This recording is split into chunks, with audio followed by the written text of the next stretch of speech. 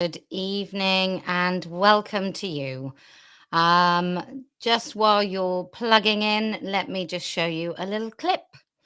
This is by the wonderful woman who does the Standing for Women TikTok. This is some of her work. This is why you have to go and follow her. The fact that there are boys and girls toilets in schools and girls don't have access to single sex facilities on the basis that we are changing. I think you just triggered her, Kelly. Oh, Kate's That's back. it. £2,000. I haven't finished, Kelly, and I will speak until I have. This is an area which is absolutely one of the things like this. I haven't finished, Kelly, and you'll let me finish, Dan. I've said before that. Well, it's actually my show, Kate, and we have two sides of the argument. I haven't finished. It's a two-way discussion, Kate. That's how this works. It won't be. I will make my point, and that's the end of it. I have repeatedly said to your researchers. But Kellie-Jay, who is a feminist, brought up the issue. So, Kelly, final word to you. Kate, listen. Kate, listen. Stop talking for a second, Kate. Listen. Show some respect, Kate. Stop talking, Kate. I told you to shut up and listen. I think. Oh, she's obviously gone. So there we go. Well, look, this is looking a bit different. You're going to have to bear with me because I don't really know what I'm doing, as you well know. And some of you like that. Some of you apparently not. Look, it's TERF Talk Tuesday. It's time for you people to call if you so desire. The numbers are scrolling at the bottom of the screen. Ah, dear. We are also live on Facebook, on Standing for Women, on Kellie-Jay Keen page.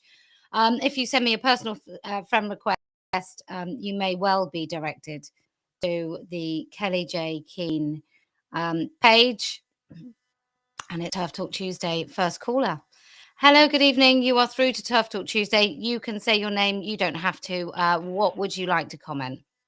Hi, Kellie-Jay. It's Becca Firebird again. Hello. I wanted to partly do a shameless plug, and partly to explain why I know you commented on our YouTube. We did a speaker's corner. You did. Well done.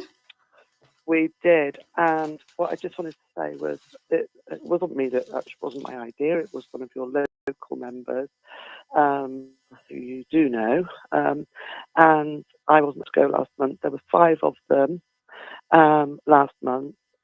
This month we were 13, including my 8-year-old granddaughter, who is our editor.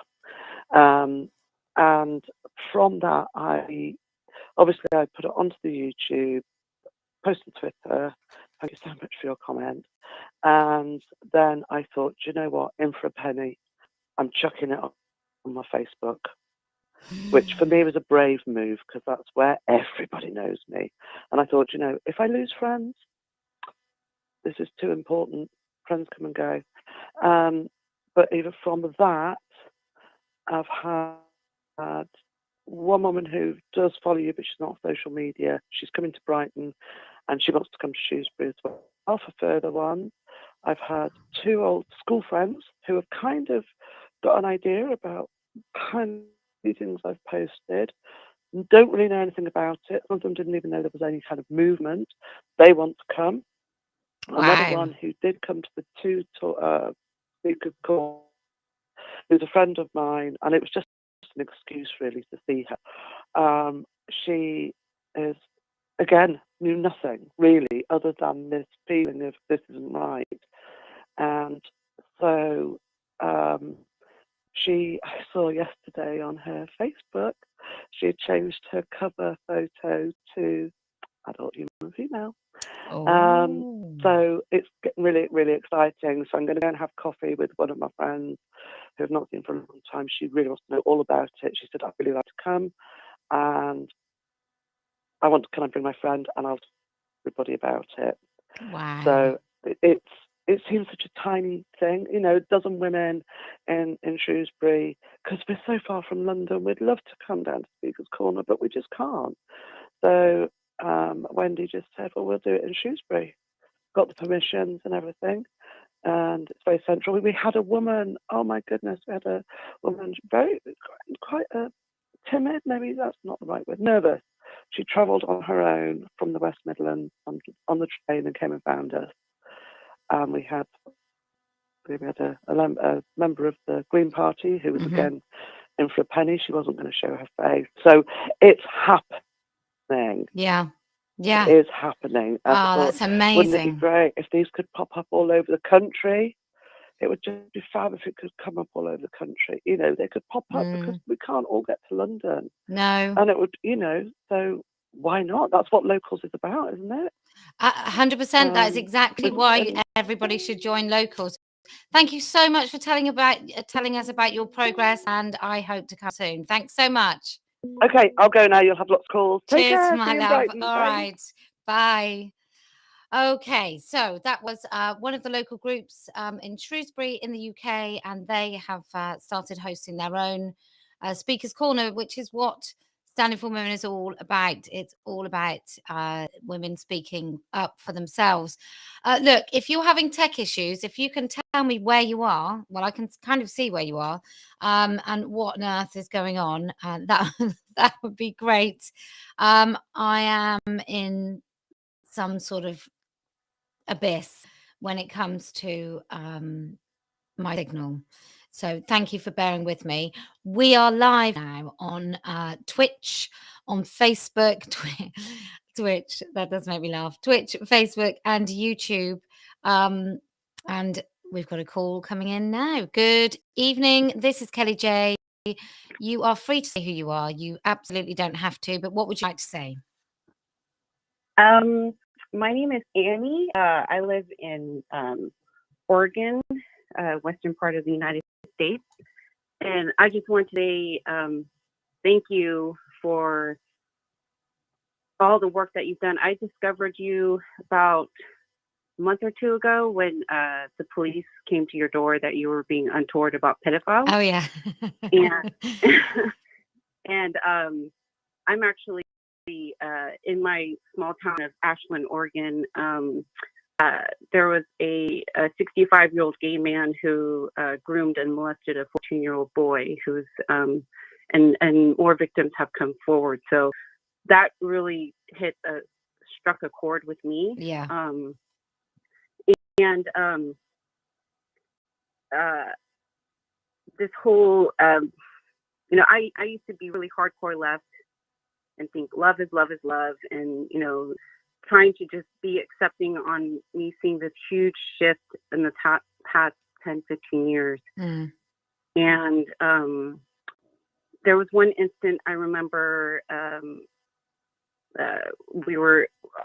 have a 11-year-old son now, but he was about 4 or 5 then. And we were hanging around a bunch of our friends that are gay and lesbian, and one of them who in their mid 40s, this woman had transitioned. She'd completely cut off her breast, and we were at a New Year's party, and she was showing off her bare chest, like a man would take off his shirt, but she was a woman who had literally had scars on her chest. And my son's father pulled our son away. And at first I remember thinking, that's, what's wrong with you? And this is just what's happening now, and let's all be inclusive. And especially the last couple of years has really opened my eyes of how wrong I was and how right he was to take our child away from that. And more recently, one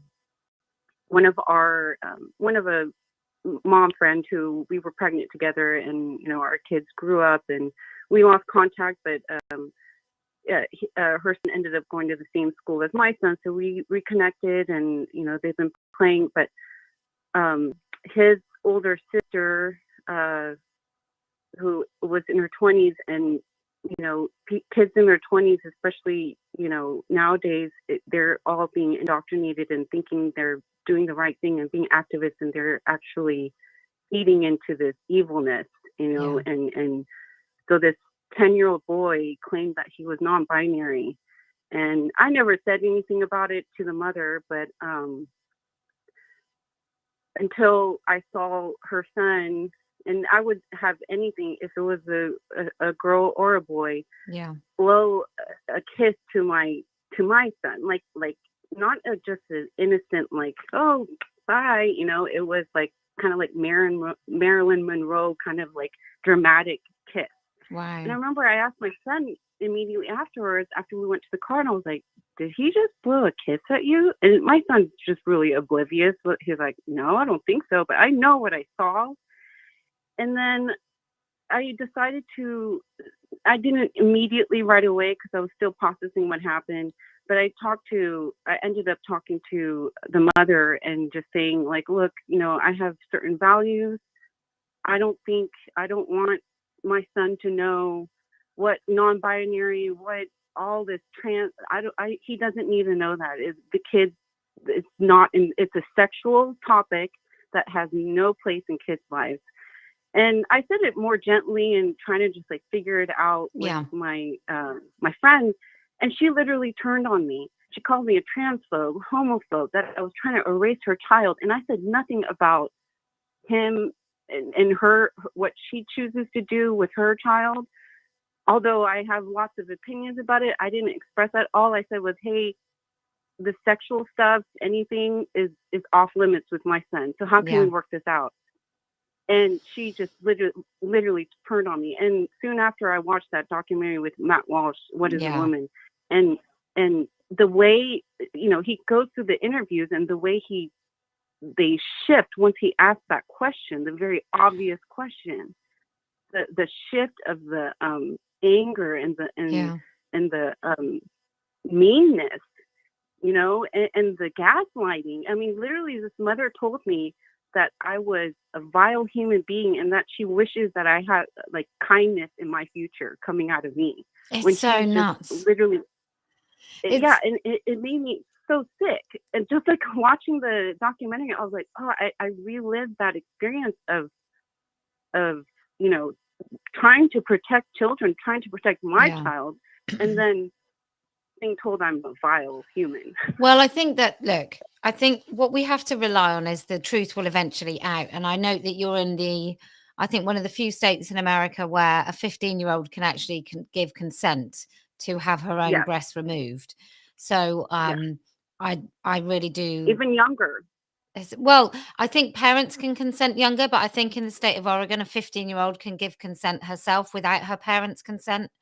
So she can go and seek that mutilation. But look, I think we have to keep hope in our hearts because this can't last. I think you're right to keep your kids away. Certainly, I think it's absolutely abhorrent, the school system in America and how they're getting involved. And it's pretty bad here, but I do think you've got it sort of supercharged in the United States. But and in Oregon, California. And in Oregon, I mean, look, I have Oregon is definitely one of my, Portland is definitely on my map when I come to the US, which may or may not be quite soon.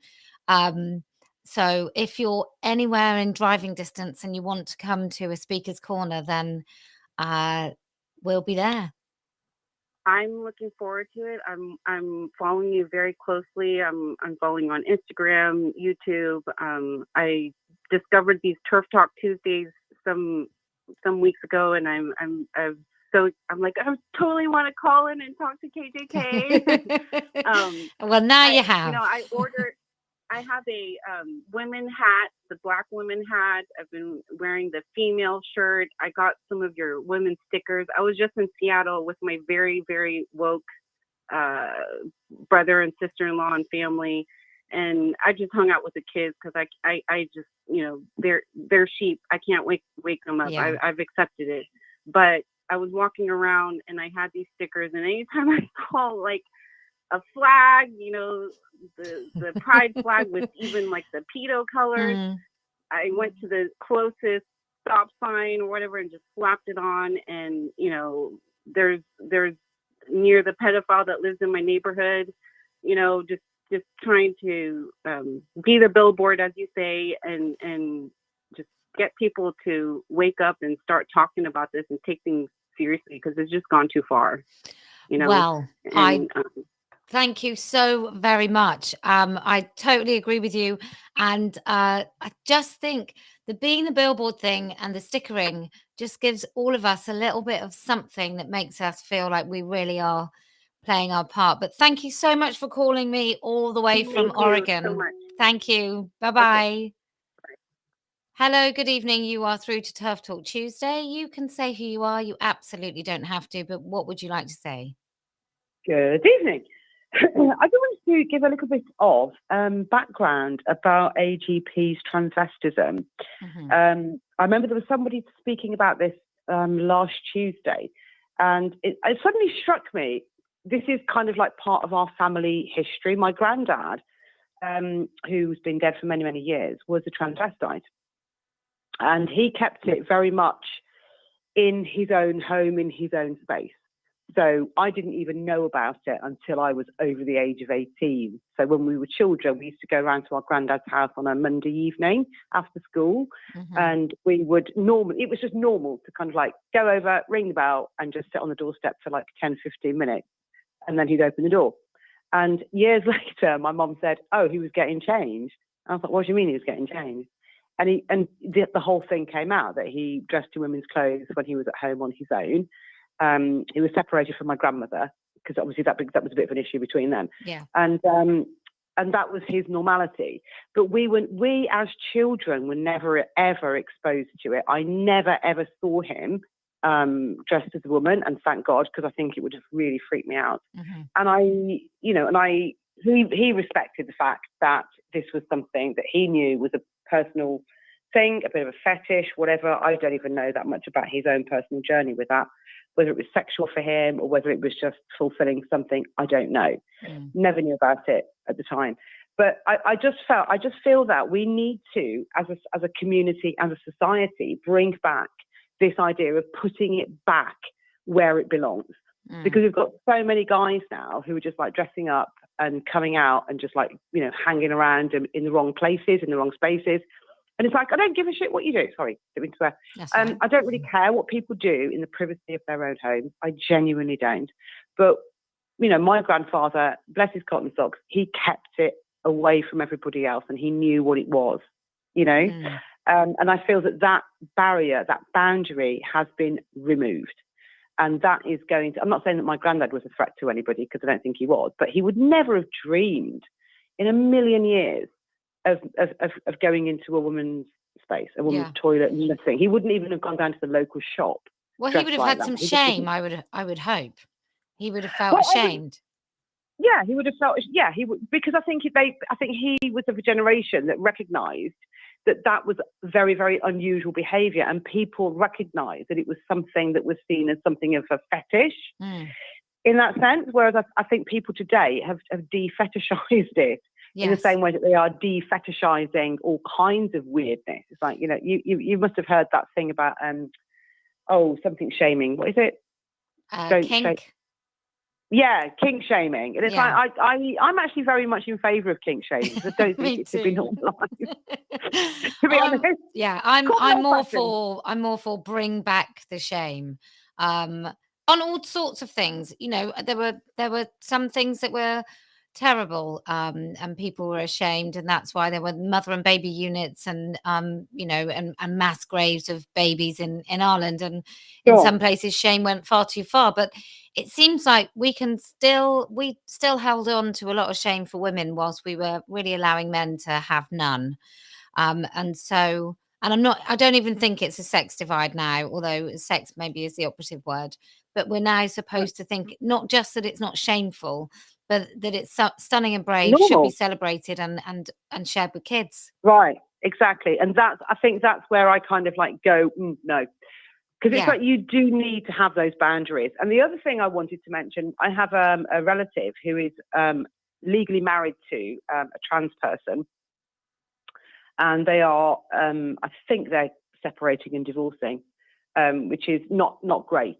But the thing I wanted to say about that was, I've been vilified and called all kinds of names in my local area and blah blah blah, because I don't accept certain things. I think men are men and women are women. You can put a frock on, you're not a woman. And, you know, and it's just like, I have people in my life, and I have had people in my life, you know, and it's like, I don't, as I said before, I don't care what people do in the privacy of their own home. I really don't care. My brother's partner can dress as a woman until the cows come home, and all I say is just stay out of women's faces. That's it. That's the only rule. You can parade down the street, but just don't go into the women's changing room in Marks and Spencer's, for example. Don't go into the women's toilet, for example. That's all that women want. It's not like we give a shit. Sorry, again. It's not like we really care about what people do. It's like, you express yourself how you want to. Dye your hair purple, you know, wear a clock on your head. I don't care. But just have respect for women and children, because we are vulnerable. And that's all I wanted to say. So I'm going to go away. Well, thank you very much indeed. And I nearly agree with you. I'm a little bit more hardline about, I think they always cause discomfort when men are dressed as women. But it's been lovely to talk to you. Thank you so much. Hello, good evening. You are through to TERF Talk Tuesday. You can say your name. You don't have to, but good evening. What would you like to say? Hi. I'd rather keep my name to myself. Okay. I just wanted to say I do really appreciate everything you say, but I feel like sometimes it can feel like some people attack trans identifying people in public, and I feel like that can be maybe a thing that can like draw back things going forward with, you know, gender critical views and everything. And I want to see what you kind of thought about that. So who is attacking so-called trans people in public? Is it gender critical women, or is it men? I'm honestly not sure. I feel like I've heard it has happened with some gender critical women have done this. I'm gonna say that wouldn't be true. So I'm gonna say that it would be highly unusual for women, any woman, to physically attack a man, which is the only so-called trans people, so people that call themselves trans, the only ones that women have an issue with are men, LARPing in our spaces, our rights, our language, etc. So it would only be a man dressing as a woman that may or may not get attacked in public, and that person would not be attacked by a woman. It would always be a man, probably with deeply homophobic views, or maybe because somebody's, you know, maybe it's a personal altercation. But I've yet to really see any evidence of men who call themselves women just being randomly attacked in public by men, let alone women. Maybe you have information about that. From what I've heard, I have heard of some people getting harassed by some gender critical people, but I don't know the full scope of the situation, so I can't fully, you know, say whether this has happened. But I mean, it depends what you call harass, wouldn't it? Because if there was a man who called himself a woman in a woman's toilet, then I definitely would ask him to leave. If there was a man dressed as a woman making my daughter feel uncomfortable, I definitely would address that person head on. So it depends what you call harass. You know, what would, you know, you say you've heard. Do you have any sort of detail at all about even one incident that's happened? Okay, so I was watching a Mr. Meno video, and I saw that you went to a trans identifying male and made fun of them, basically, even though they were kind of there just kind of minding their business or his Where business, did I do whatever. that? I think you were saying something about like, oh, you're such a cute like straight couple or something. Oh, so there were some people minding their own business at an event. So I'd organised an event in Bristol so that women could talk about our rights. And then a group of people turned up to try and prevent us talking and try and speak over women, women of colour, young women, women who talked about being survivors. And they screamed and shouted and tried to talk over them. And so did I say to a group of so-called people pretending they were queer who were actually a straight couple, did I tell them they were a straight couple? Yes. Is that harassment? Absolutely not. Were they free to leave? Yes, they were.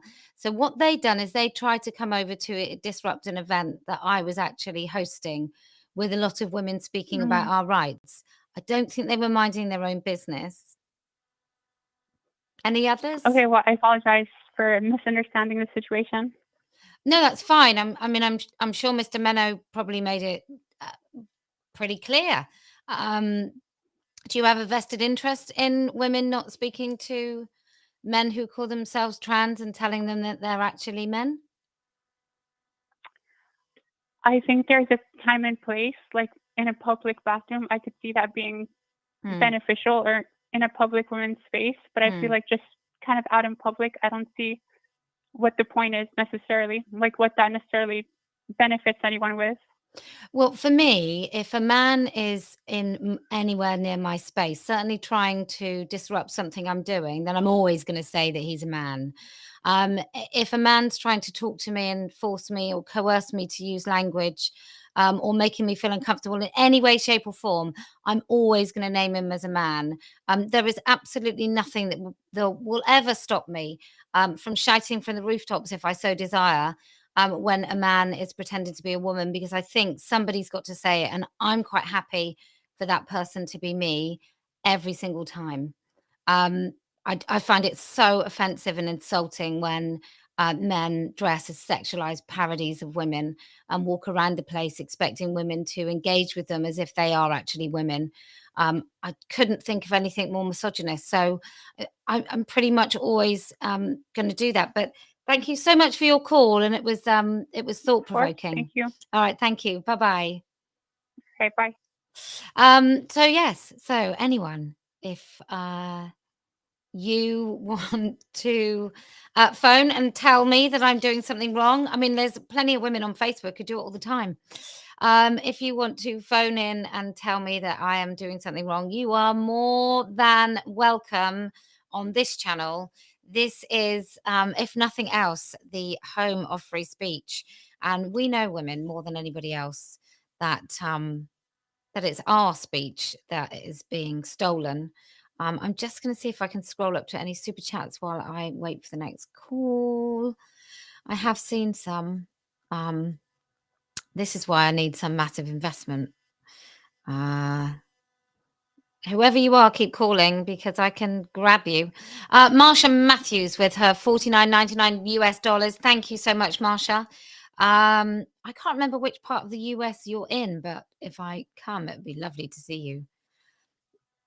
There's somebody who keeps calling from the same number. If you're not careful, I'll phone you back. So do keep calling.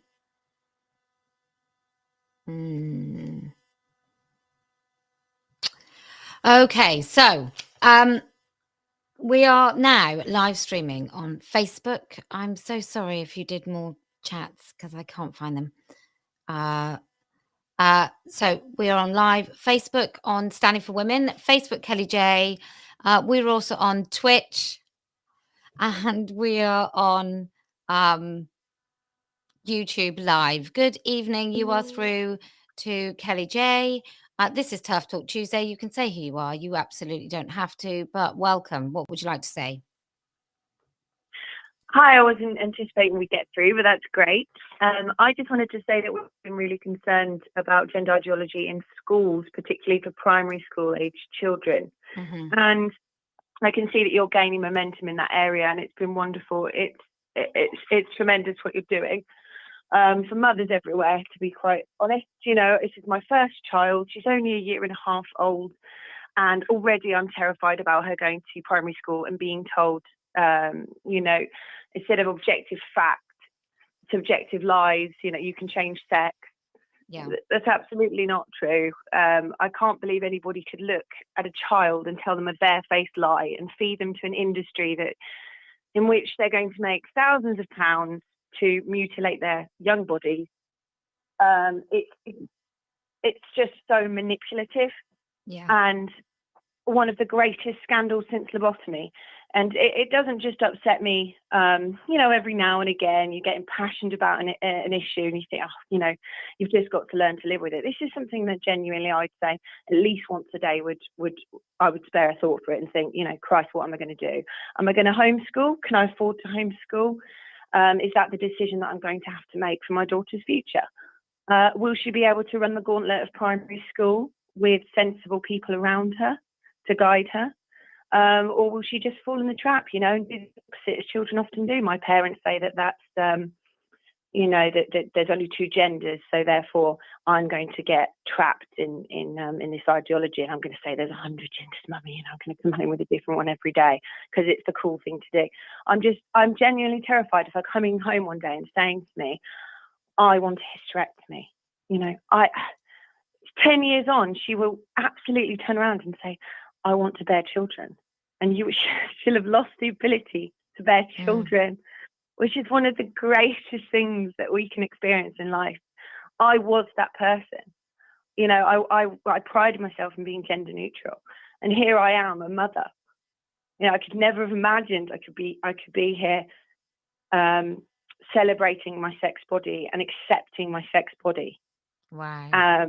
It was a huge journey for me, having had Asperger's in our family, and I just wanted to say to you in person, I'm so grateful to you on behalf of people in our community that are being led down this rabbit hole of lies and deception and having their futures taken away from them.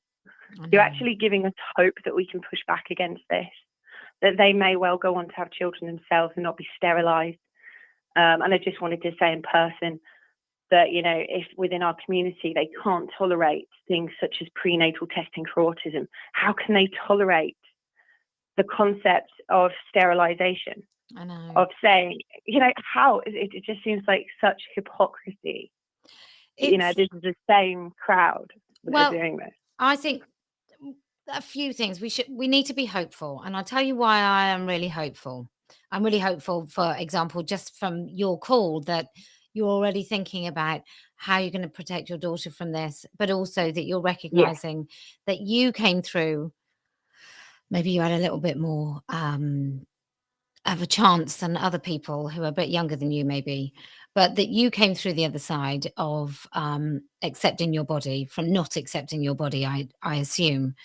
But also, like, I think it's gone so far that it's going to pop, right? I don't think the idiocy can continue too much, because it's not true. And so I know people on teacher training courses right now in our universities who are being force-fed this crap, this ideology, and then they will be expected to go into schools and force-feed children this. But we now have, because it's gone so far, it can't be hidden. And that's the danger. That's how it's sort of been so successful, I think, over the last few years, is it was completely hidden. It was all just a lie, and nobody was allowed to talk about it, and everybody thought it wasn't going on. Well, now we know it's going on, and the majority of the parents, aren't having it. They might think it's all right for John to pretend to be Brenda at work, but they ain't having their kid being told that they can choose their biological sex. Absolutely right. And so I'm really, really hopeful, and I'm so thankful that you rang in this evening, because it's the more people like you that have come to this side of acceptance. I was always pretty all right with being a girl, to be honest. I thought I was great, very precocious. You'd be surprised to know. But you know, I was always really happy to be a girl, but I can't imagine what it would have been like not to. Yeah, no, I can understand that. Well, I think most of it came from the fact I had polycystic ovaries, and I had hormonal conditions. Okay, and I do think a lot of the time with females on spectrum in particular, they can go hand in hand with comorbidities. So, and we get PCOS and other things like that. You know, if you've got a slightly higher testosterone, are you so surprised that then you would start to exhibit traits that were what they would stereotype as masculine? Well, no, there's and nothing word for women. To question. Yeah. And that's how they get that is how they're getting them. Okay, because you're taking a half truth and conflating it into into what they perceive to be the truth, into the gospel. But it's just religious ideology as far as I'm concerned, and not one that I condone. But it is something I've experienced and not been comfortable. If I'd gone down that path, lost my breast, I wouldn't be a breastfeeding mother now, and I wouldn't be able to understand the limitations that they've put in our way. I mean, look at swimming pools, for instance. When I go there now, everything's mixed sex. There's huge gaps underneath the cubicles. They can put phones up under the cubicles and have. There are no seats. There's no mother and baby unit, nowhere to put my child down safely while I'm having a wash. So I'm slipping around all over the place. If I want to wash my breath after a shower, something such a simple action so I can feed my child afterwards. There's no seat to place her in. There's only one enclosed cubicle, and it's for disabled people. So I'm taking up their space at the same time, just so that I can get some privacy. That's just one small way in which this has inconvenienced me. But watching the myriad of stories that you've brought to light in prisons, on wards, in our very own education system, it's been harrowing. And I really hope that this continues to gain momentum, and that eventually we're able to reverse. We'll have some reform in legislation. Wow. I say us, but I don't think they should ever have been allowed to have that certificate in the first place. Oh my It defies God. reality. Absolutely not. Look, A piece of paper that says you change sex. I mean, what an absurdity. It's demented, but I never lose. So keep hope. Well, I'm on your side. So thank you. All right. Bye-bye. Hello, good evening. You are through to TERF Talk Tuesday. This is Kellie-Jay. What would you like to say? You don't have to say who you are, but what would you like to say? Oh, I haven't answered. Hello, good evening. This is TERF Talk Tuesday. This is Kellie-Jay. You don't have to say who you are, but you can if you want to. What would you like to say? I just cut somebody off. Jeez Louise. I'm so sorry. I'm so impressed that I've actually managed to live stream on more than one place that I've absolutely lost the ability to answer a phone call. Hello, good evening. You are through to TERF Talk Tuesday. This is Kellie-Jay. You don't have to say who you are. You can if you want. What would you like to say? Hello, I'm not sure if you can hear me. I can. Hi, I really wanted to say, I wrote a whole thing out from. Right, I am in the UK and I'm a behind-the-scenes policy person. I am a survivor of horrendous care system. But last week, I was having my hair done with my hairdresser, and she knows a little bit about what I do.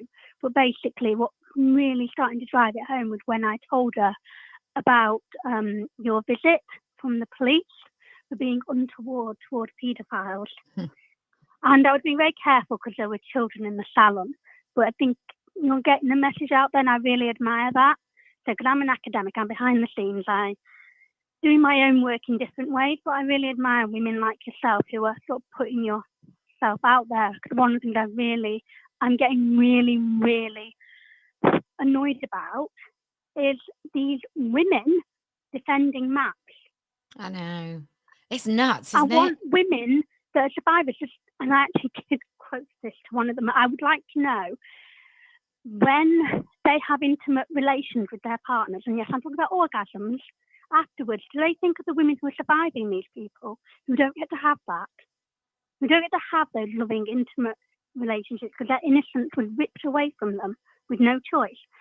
And to say that I'm prejudiced because I don't want a man in a woman's space, it's just, I really want to say thank you, because I'm doing my own thing. I'm trying to get the message out there in a different way. But said, because I read a lot, I'm a policy person, I sit in the middle. People going, it's a left-right issue. It's not a left-right issue. No, it's not. It's a right and wrong issue.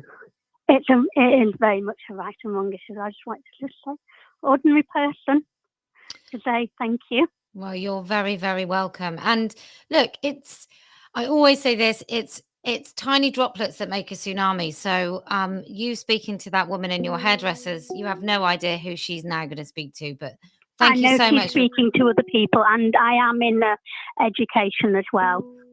Thank you so much. Really great to talk to you. Thanks a lot. Thank you. Goodbye. Hello, good evening. You are through to TERF Talk Tuesday. Let me do that again. Hello, good evening. You are through to TERF Talk Tuesday. You can say who you are. You don't have to, but what would you like to say? Hi, my name's Fiona. I'm calling from Australia. Evening. I can't Morning. actually believe I got through. Hi, how are you? That noise will stop in a minute, so I do apologise. Oh, hi. Right. So, I want to know, I love your work. I follow you. I'm a strong woman, independent woman. I'm actually a bit nervous, sorry. And what I'm finding is I also teach counselling, and I've got students who are trans, and I have to go along with it. And I stopped teaching a subject because it made me talk about trans ideology, rubbish. I couldn't stand it. So I stopped teaching that subject. But I just find everywhere I go at the moment, there's just people talking about being non-binary, talking about being trans, talking about transphobia. And again, I want to be able to say, I'm not phobic. I have a phobia about snakes. I don't have a phobia about men dressing up in some bizarre outfit that's supposed to represent being a woman. I can say that to you. I can say that to my really strong sister who's absolutely on this path too. But I lose my bottle when it comes to talking. And I find I lose the words and I kind of get scared to back it up and just don't have a language yet, even though I listen to everything you do. I watch Mr. Men, I watch all this stuff. I'm such an advocate, but I just lose my bottle. And I think I want some encouragement or some words that I can use. So when I'm met with this garbage and this, like I was in a meetup group that was just a conversation. It was called Difficult Conversations. And this woman just ranted on about trans and how they're abused and violence. And then this bloke's trying to talk to her and he's interested. And I so badly wanted to speak up and say, this is a load of bollocks. I cannot take this shit. And instead of talking it, excuse my language, sorry. Fine. Instead of speaking it, I just hung up and went, actually, guys, I've got to go. And I just left the call. And I thought, what's happened to me? This is like, I've never been like this. I speak up about everything. Yet this is one subject that I feel bullied into. I lose my voice. And I think that's kind of what I'm calling about. I can't quite believe I got through. I'm so Well, amazed. number That was one, wonderful.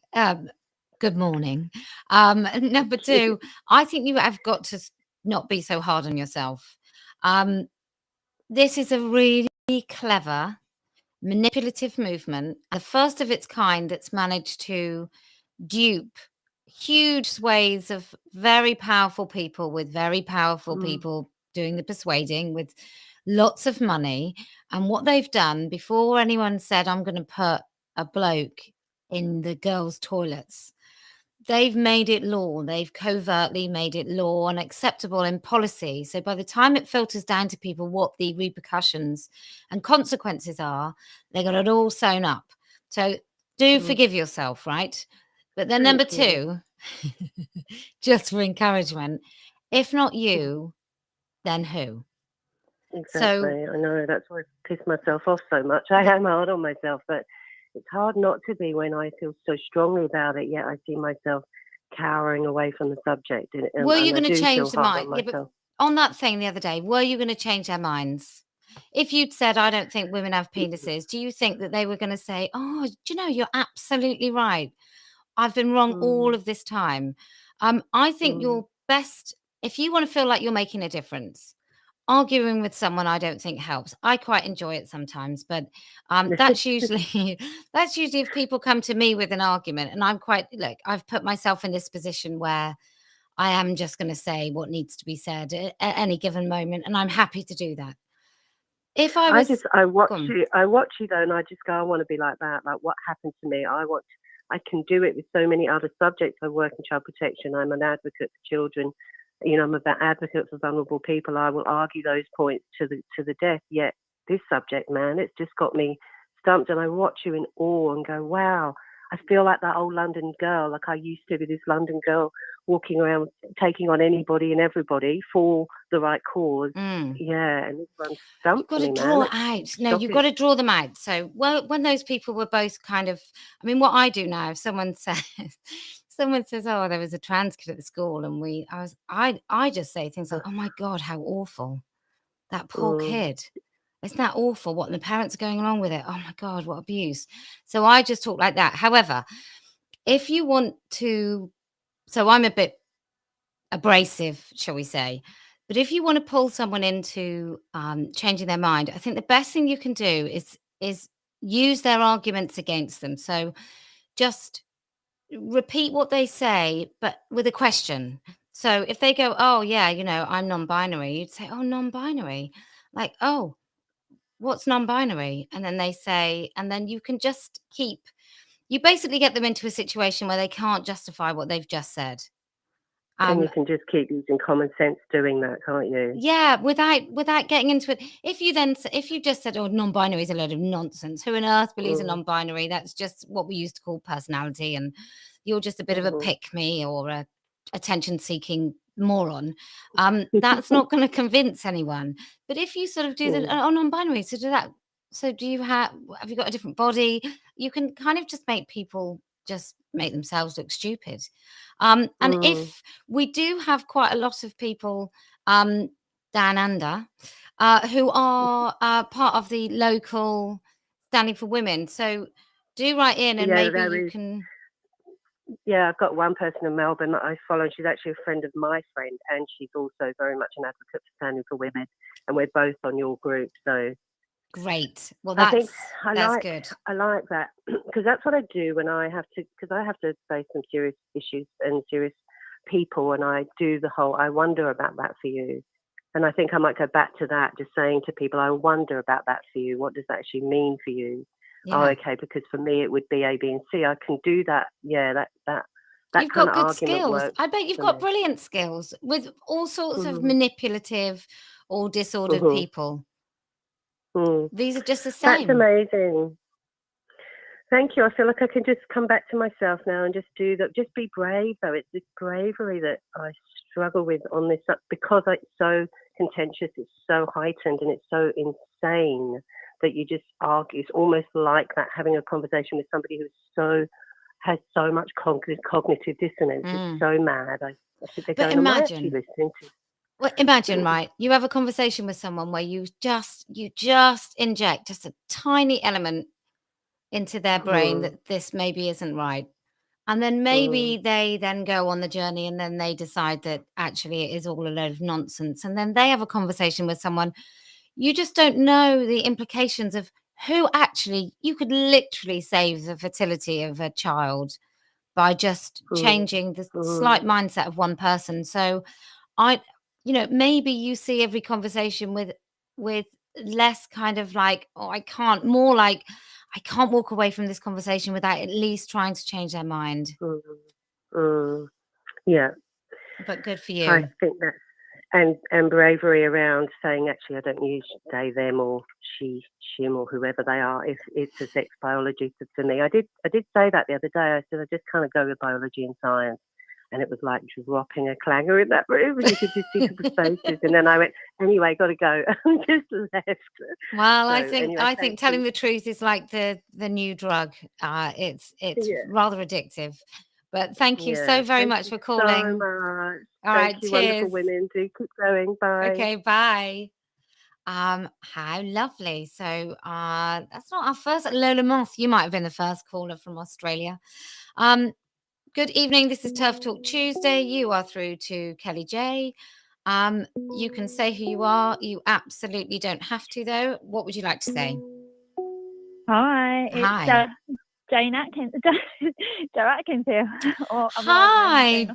Hi. How are you? Who are you? I'm Joe Atkins today. Hi, Joe Atkins. What can I do for you? What would you like to say? I want to say thank you for start, because I never get to say thank you in front of everyone. So thank you for everything you do. But also because I do locals, I just wanted to ask everyone to be very patient with me. And if I haven't got back to anyone in the last couple of weeks, it's just because I've been extremely busy. But please just keep on emailing me and I will get back to you and get you verified and get you into locals. I just wanted to kind of say that to everyone, because I know I get lots of emails, and I just wanted to say that I am checking them and I am getting back to everyone. But would it help if people put new inquiries? So if they're like where they're from, and new inquiry or something in the subject, would that help you sort of filter out and help anyway? Actually, yeah, that would probably be good. I do get a lot of emails and I try and get it back to everyone, but a lot of it is because as you know, I've had bereavement recently in family, so but everything's getting back on board.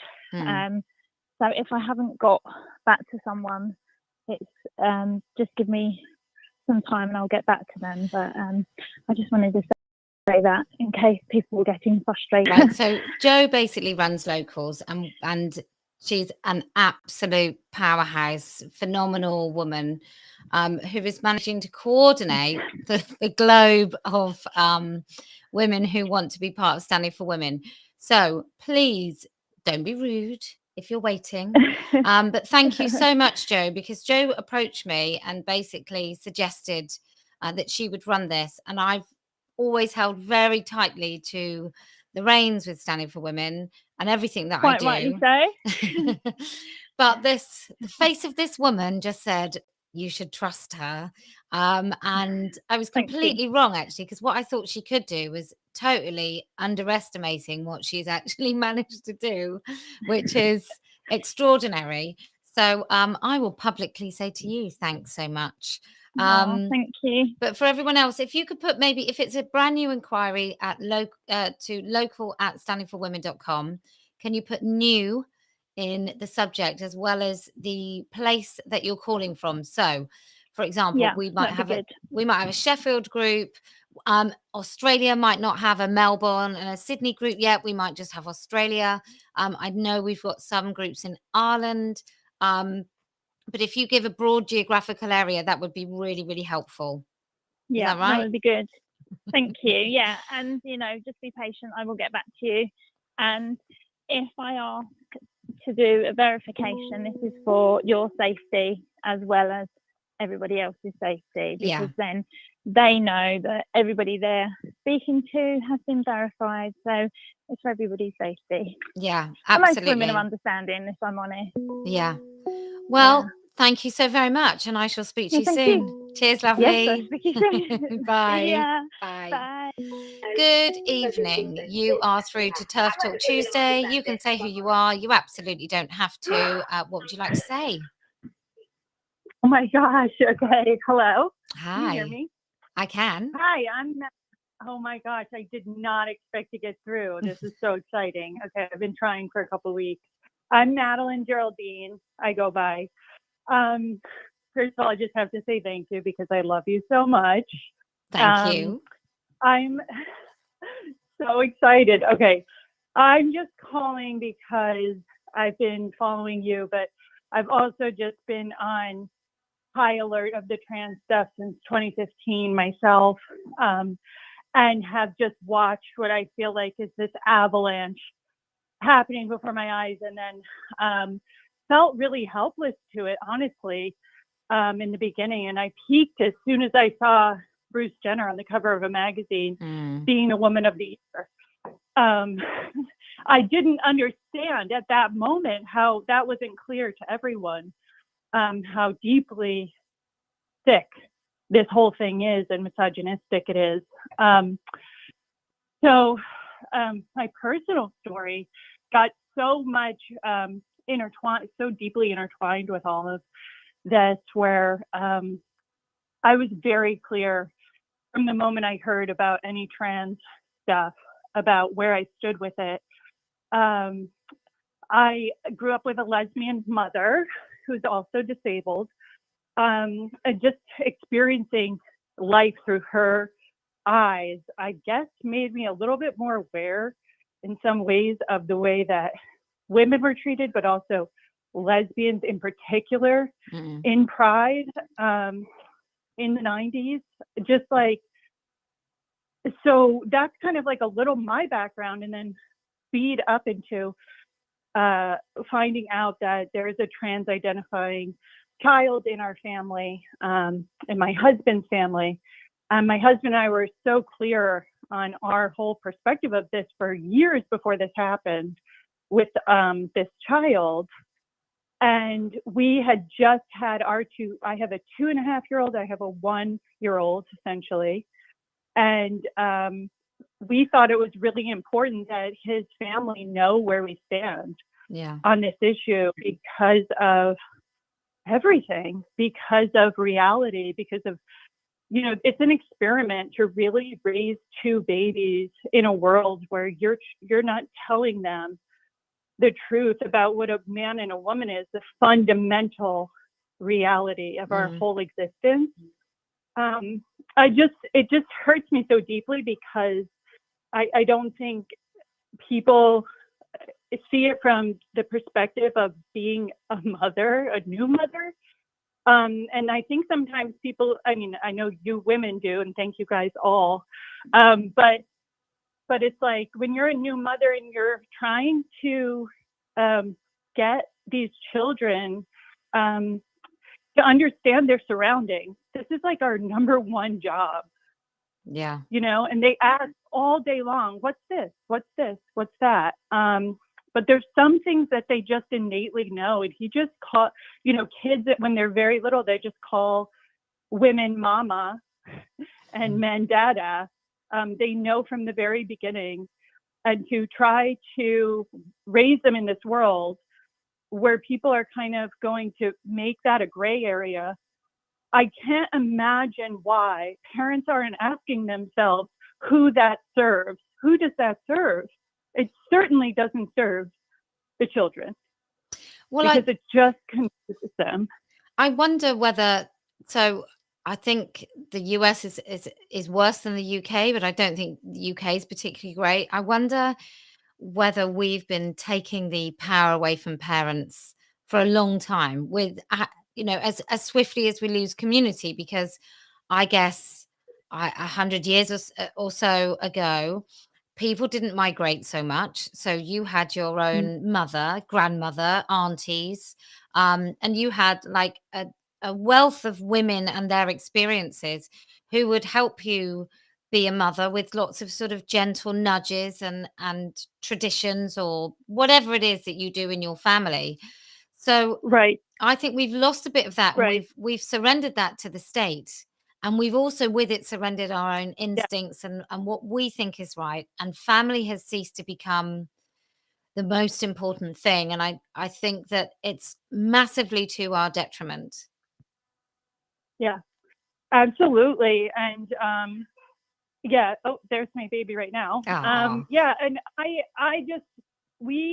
I wasn't so naive. I honestly knew that expressing my husband just basically expressed that in the first conversation with any of the family members since this child, quote unquote, came out, they were expressing like views against J.K. Rowling, and that's how it came up. Or my husband was like, "We're TERF, like we're that, like we're not gonna like go down this road with you." And that from that moment, we lost the entire family, and we're like isolated basically, and with 2 little kids, and you don't have any connection to family, and it's just so important. So it's like, this is the reason why it's not just an ideology, but a cult, because you could within a family possibly have different religions, or marry, you know, someone marries in with a different religion, but this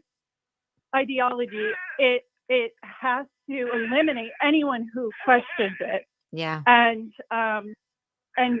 we don't only question it, we completely advocate against it because of all of the harm that it does to children and women particularly. I started out feeling defensive for myself as a woman, but then had 2 kids in the meantime. And it's just so clear. And we're completely such an insane way that I'm sure a lot of people watching have experienced, which they completely stopped talking to us, then stalked me like stalked me personally on online, and then finally months after, you know, completely cutting off contact, started reaching out to my husband that they wanted to talk to us. and just barraged me. It was like the Inquisition about likes on my social media, things I Jesus liked Christ. on social. So these are your family members the who then basically turned into like Mao's China. Yes, yes. Wow. And yes, and these are the people who truly like believe in their righteousness, and generally I'd experienced them as being very kind-hearted people. Yeah. So it is this. So what happens? So what changes the kind-heartedness? It's cult mentality. This is what it is. And that's what's happening. I believe that's what's happening on the micro scale in families behind closed doors, and everyone has to be hush hush about it. And my husband can't really tell his friends or something, like, and when he does, he's lost. Like, we've all lost so many relationships because people are not seeing what this is so much here. Yeah, it's so gross. I'm so sorry. And I think you're right. I think that is happening in lots of families, because I do seem to speak to a lot of people, and then you're thinking, what on earth is your investment? And then you find out that their niece is trans, or their colleague at work's child. And I use those words knowing that they're nonsense.